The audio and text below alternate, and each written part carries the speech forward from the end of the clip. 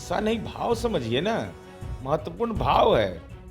भाई कस्तूरबा गांधी उस समय कल्पना करना चाहिए कि चंपारण में उनको छोड़ करके गांधी चले गए। तो इसका महिला मतलब क्या, शिक्षा अपमान का क्या कोई मतलब? राजनैतिक अर्थ नहीं है। भाई ये राष्ट्रपिता के चरणों पर अगर शीश झुकाना है तो गोडसे के चरण में शीश झुकाएगा आदमी कि राष्ट्रपिता के चरणों पर? कौन क्या बोल रहे हैं उनका विषय होगा। उन्होंने यह भी कहा कि नीतीश कुमार को जो बात पसंद नहीं आता है तो वो पार्टी से भी लोगों को निकाल देते हैं। वो तो अपना उनका नजरिया हो सकता है, उस पर हमारा कोई टिप्पणी नहीं। आरजेडी के वरिष्ठ नेता शिवानंद तिवारी ने एक बयान दिया है और जिस प्रकार से मुख्यमंत्री नीतीश कुमार को महात्मा गांधी से तुलना की गई है, उन्होंने कहा है कि नीतीश कुमार के भक्त जो हैं वो इस तरह की बातें कर रहे हैं।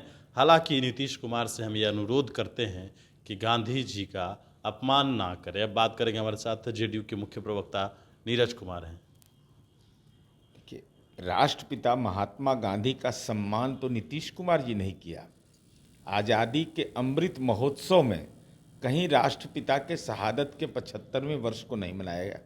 बापू के सत्याग्रह का जो हमने कार्यक्रम किया गांधी सभागार में, बापू टावर बन रहा है, तो राष्ट्रपिता का सम्मान के नीतीश कुमार ही जाने जाते हैं।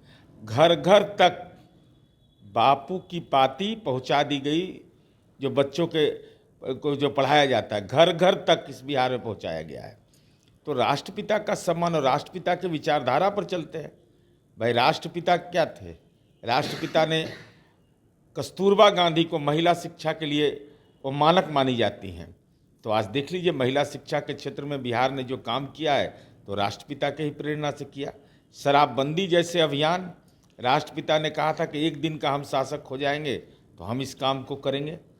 तो अब राष्ट्रपिता ने बाल विवाह जैसे सामाजिक संदर्भ के सवाल, दहेज प्रथा जैसे सामाजिक संदर्भ के सवाल, इन सवालों को उठाया तो उनके सपने को तो नीतीश कुमार जी ने साकार किया है। इससे किसी को इनकार नहीं करना चाहिए कि राष्ट्रपिता के सपने को अगर अंश के रूप में, प्रतिशत के रूप में भी अगर मूल्यांकन होगा तो देश के शासक वर्ग में नीतीश कुमार जी का अव्वल नाम होगा।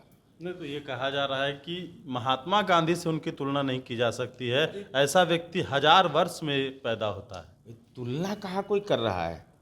भाई राष्ट्रपिता के पदचिन्हों पर चलना यह एक महत्वपूर्ण पक्ष होता है ना। नहीं, उनके लिए पोस्टर लगाया गया है जेडीयू की तरफ से और कहा जा रहा है नीतीश कुमार यानी दूसरा महात्मा गांधी। नहीं, अब वो देखिए, अब तो हर व्यक्ति को अपनी अपनी समझ रखने का अधिकार है। अगर कहने का तो भावार्थ ही है ना कि दूसरी गांधी के रूप में, इस रूप में कहा जा रहा है कि भाई राष्ट्रपिता का सपना था बेटियों का सशक्तिकरण, महिला शिक्षा, शराबबंदी, दहेज प्रथा, बाल विवाह और सामाजिक सौहार्द।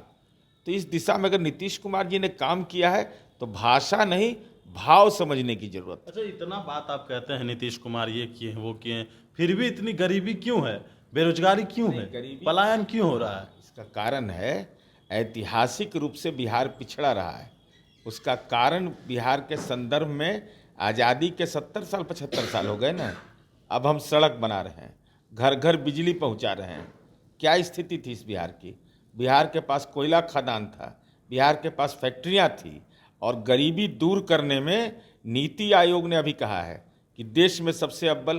तो हमारी जनसंख्या को भी देखिएगा ना, हमारी जनसंख्या, कोई गुजरात से तुलना करे बिहार का, वह है समुद्री इलाका है। जिम्मेवार कौन है इसका जिम्मेवार सत्ता में? आप 17 साल से जिसके 17 साथ थे साल वो भी में- 15 साल। अब कोई 70 साल से विकसित है, अब कोई आज अपने विकास के काम शुरू करे, दोनों में अंतर नहीं होगा तो स्वाभाविक अंतर होगा। तो विकास दर किसी के पैरवी से है? माने चाहे एनडीए रहे चाहे यूपीए रहे, सब दिन विकास दर, राष्ट्रीय औसत विकास दर बिहार का कायम रहा आधारभूत संरचना के क्षेत्र में। अब जहाँ तक पलायन की बात है, किसको पलायन कहते हैं? महाराष्ट्र के लोग यहाँ नौकरी कर रहे हैं, वो पलायन है। गुजरात के लोग यहाँ नौकरी कर रहे हैं, पलायन है। अन्य स्टेटों में मजदूर कहा जाता है बिहारों को। नहीं, अब कहने के लिए भाई जिसको लज्जा नहीं लगता हो, बिहार में देश में सबसे ज़्यादा आईएएस आईपीएस पैदा किया है, वो बिहार में श्रमिक पैदा किया है केवल। अब उसका हक नहीं है, रेलवे की नौकरी नहीं करने के लिए जाएगा वो अरुणाचल प्रदेश में। अरे भाई क्या है, पलायन किसको कहते हैं? और ये तो कोविड के समय जो प्रवासी कहा गया, हम लोगों ने उस समय भी आपत्ति व्यक्त किया था। उस राज्य के अंदर वह काम कर रहा है तो उस राज्य की जिम्मेवारी कुछ नहीं बनती है, आप भगवान भरोसे छोड़ दीजिएगा किसी को। उस देश का नागरिक है। आप भी तो मना ही कर दिए थे, फिर बाद में आए। नहीं नहीं नहीं, हम लोगों ने मना किया था उस समय कोविड के इन्फेक्शन के चलते, लेकिन हमको इस बात का एहसास है कि सुप्रीम कोर्ट के निर्देश पर 50,000 रुपया दिया केंद्र सरकार ने, और हम लोगों ने उस पीड़ित परिवार को 4 लाख रुपया दिया। और क्या क्या नहीं मेरे बारे में कहा गया, बिहार के बारे में कितनी छवि खराब कर दी गई। कोई नहीं पूछने गया कि उत्तर प्रदेश में क्या हो रहा है, लाश को फेंक दिया एकदम सीधा, जाओ मोक्ष प्राप्त कर लो। और यहाँ जितनी व्यवस्था की गई, और अगर अगर नहीं काम हुआ रहता तो कैसे आइसोलेशन सेंटर बनता ब्लॉक में, अगर नहीं बिल्डिंग रहता गांव में, स्कूल नहीं बना रहता तो क्या उपाय था, घर घर बिजली नहीं रहती तो क्या होता उस कोविड के काल में। इन व्यापक परिदृश्य में बिहार के विकास को देखना चाहिए। बिहार में अभी विकास के कालखंड में या आधारभूत संरचना के क्षेत्र में है।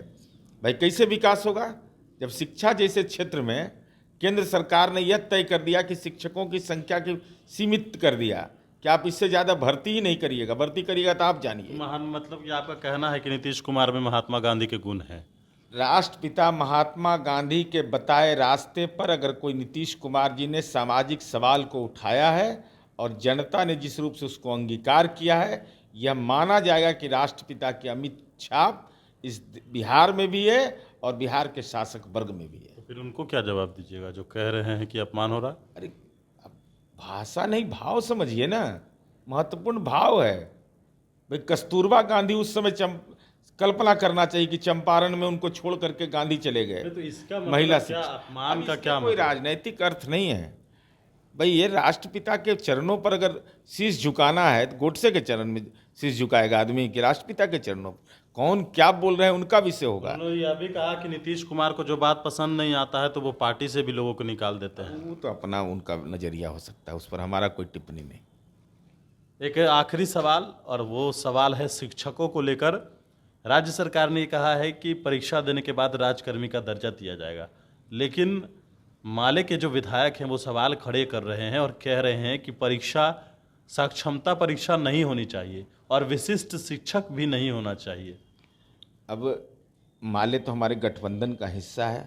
माले के विधायक दल के नेता माननीय मुख्यमंत्री जी से मिलते रहते हैं, तो अपनी भावना को अपने विधायक दल के नेता के जो है महबूब आलम, उनके माध्यम से माननीय मुख्यमंत्री जी के सामने व्यक्त करना चाहिए।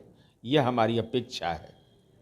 लेकिन ये सवाल हमेशा उठाता रहा है माले, और आज फिर से सवाल है, और सक्षमता परीक्षा नहीं लेने की बात की। माले में विधायक हैं वो ना, हम तो विधायक दल के नेता के ऊपर कह रहे हैं।